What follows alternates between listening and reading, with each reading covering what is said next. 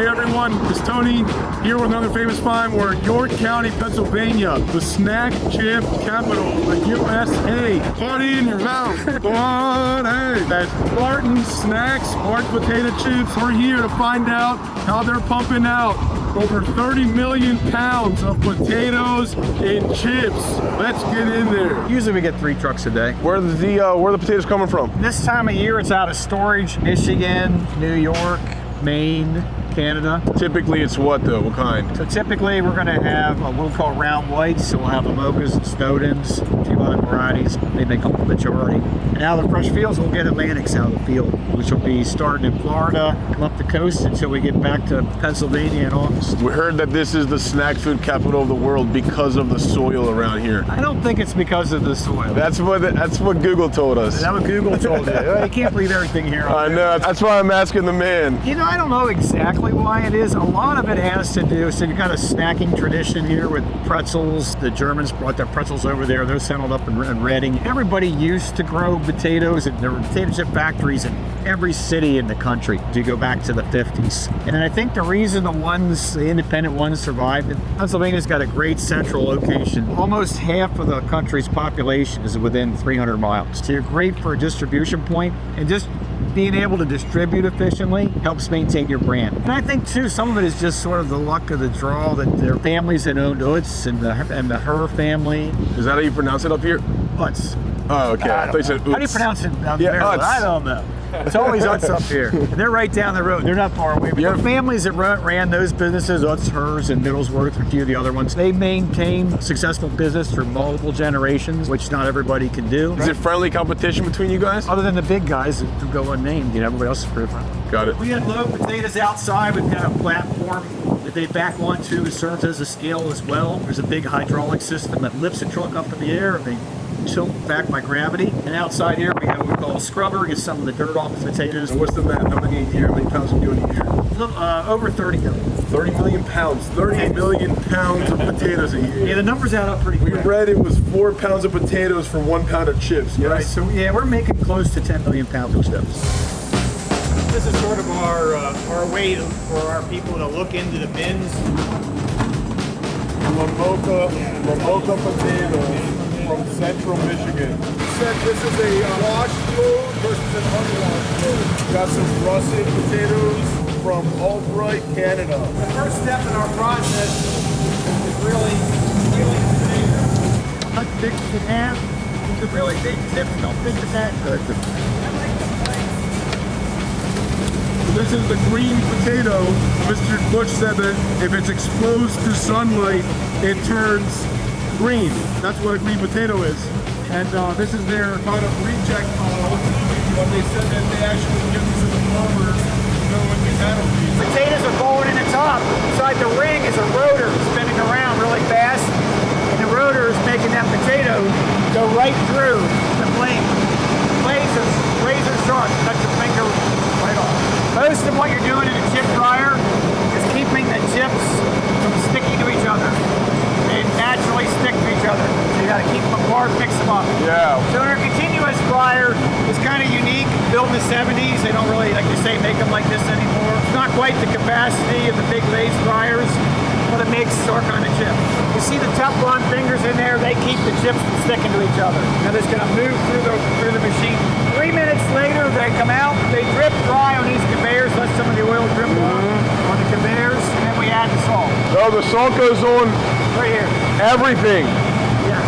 Salt goes on everything.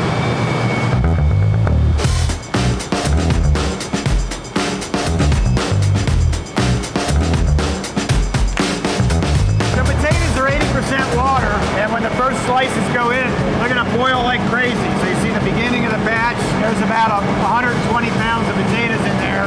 Just got sliced into a lot of chips. When you say batch, does the oil, how often are you changing that out too? Oil in a potato chip operation is a continually change. So every time there's a batch, the chips absorb oil, you add more fresh oil. Got it. So we never really ever throw the oil away. Yeah, makes sense. So it's always continually refreshing. Is there a certain type of oil that you use? So we're using, on kettle chips, we're mostly using sunflower oil. Okay. We like the taste of sunflower oil. On our continuous fryer, we've historically used cottonseed oil, so we stick with cottonseed oil over there. Those are two of the favorite oils for potato chips.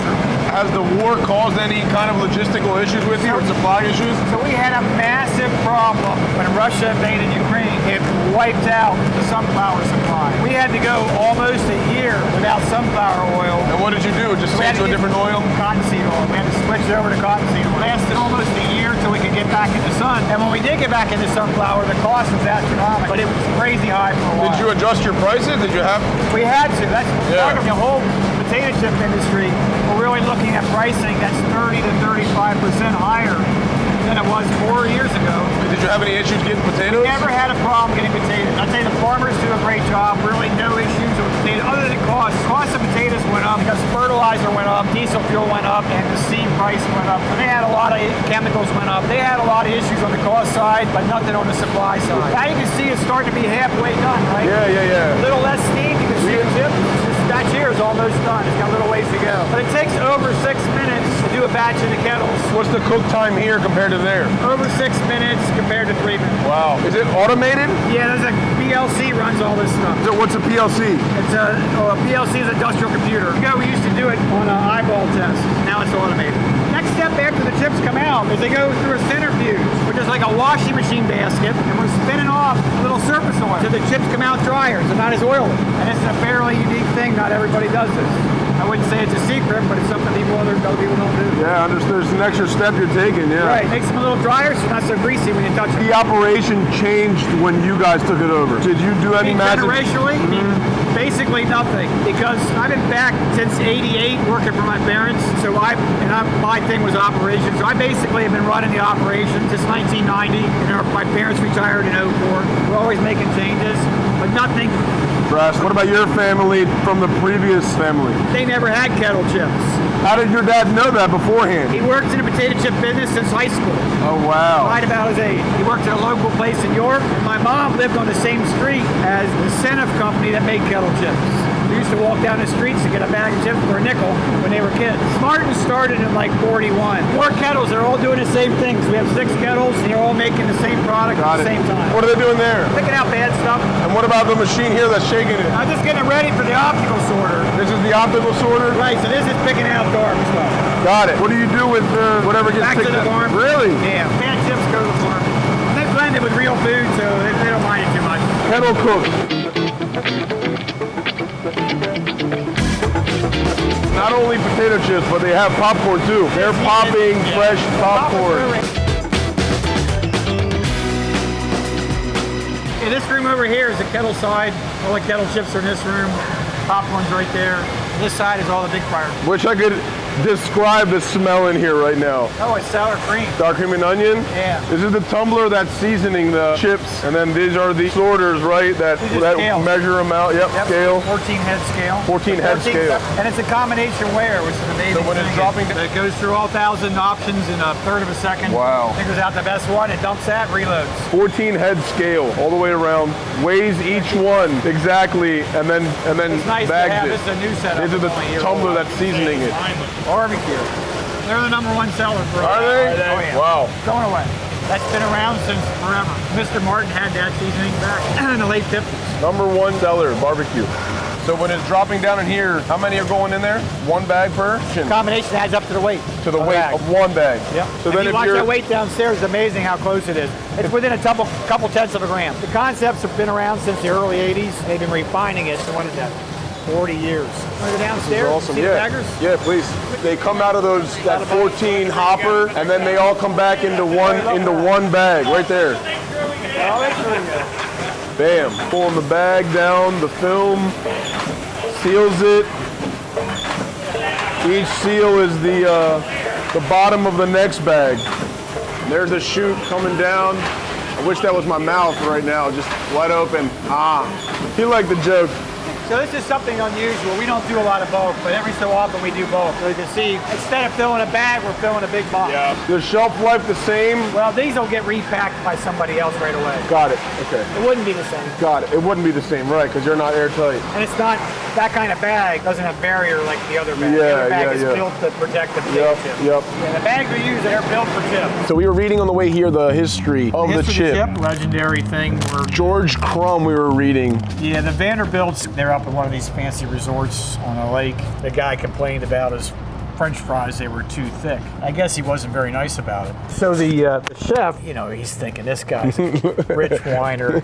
I'll fix him. He cuts these French fries super thin and ends up being a potato chip. And that's sort of the legend of the history of the potato chip. That's in like the 1850s. And eventually, towards the end of the 18th century, people started making them commercially. The problem was they didn't have packaging that would keep it fresh back then. So it was basically made like, you go to one of these places and get a Philly pretzel or something, right? They stick it in the bag. If you don't eat it that day, it ain't any good. That's how they made potato chips. They made them and they sold them at the store, and you better eat them because tomorrow they're not going to be very good. Yep. And that was how potato chips were sold up until the 30s. And somewhere in the late 20s or 30s, cellophane was invented. And cellophane is not a great bag, but it's a heck of a lot better than a bread bag. And then they got, I don't know when they got into the more advanced polypropes or whatever, I think after World War II. Got it. That got shelf life up to like 4 weeks. And up through the 80s, potato chip shelf life was like 4 weeks. Oh, wow. Then somewhere in the mid to late 80s, they invented a metallized film. So it's a thin layer of aluminum